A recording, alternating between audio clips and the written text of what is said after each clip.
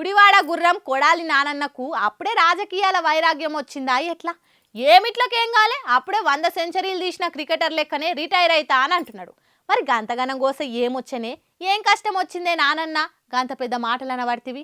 నువ్వు గీ ఏజ్కే గిట్లా మాట్లాడితే మళ్ళీ నెత్తెంటికలు పల్సగాయి ఏండ్లు మీద పడ్డోళ్ళు ఏమనాలే? కొడాలి నానన్నకు సీటీఆర్ అన్న సంగతేమన్నా లీక్ అయిందా ఎట్లా? ఏందో మరి అన్న మాటలు చూస్తుంటే అందరికి గసొంటి అనుమానాలే వస్తున్నాయి. ఇప్పుడు రాబోయే ఎన్నికలే నాకు ఆఖరి ఎన్నికలు. ఈ ఎన్నికలల్లా జనమేమన్నా జీవగంజి వస్తే మళ్ళా గెలుస్తా, లేకుంటే 2029లో సప్పుడు చేకూకుంటా అని అంటున్నాడు. అప్పటికి నా వయసు అయిపోతది, రిటైర్ అయితా అని అన్నాడు. మరి అప్పుడే ఎందుకింత వైరాగ్యం వచ్చిందో అన్నకు? జస్ట్ ఇప్పుడే నానన్నకు 52 ఏండ్లు, 2029 నాటికి 57 ఏండ్లు అయితాయి. అయినా అన్నేమన్నా గవర్నమెంట్ జాబ్ చేస్తుండా? 60 ఏండ్లు వచ్చినాక రిటైర్ అయ్యేతందుకు 80 ఏండ్లు ఉన్నోలే రాష్ట్రపతులు ప్రధానమంత్రులు అవుతున్నారు. శాత కాకుండా కాటికి గాలి జాపినోళ్ళు కూడా ఎంపీనో ఎమ్మెల్యేనో అయితా అని ఆశపడుతున్నారు. ఆసోంటిది నానన్నేంది, నాకొద్దు రాజకీయాలు అని దప్పుకుంటా అని అంటున్నాడని క్యాడర్ చిత్రం అయిపోతుందట. ఉంటే వైకుంటాం, లేకుంటే ఊకుంటాం అన్నట్టు టికెట్ ఇస్తే పోటీ చేస్తా, లేకుంటే సప్పుడు చేకో ఊకుంటా అని అంటున్నాడు. మరీ ఎలక్షన్లు వస్తున్నాయి కాబట్టి మళ్ళా గెలిచేతందుకే సింపతి కోసమే ఇట్లా మాట్లాడతలేవు కదా.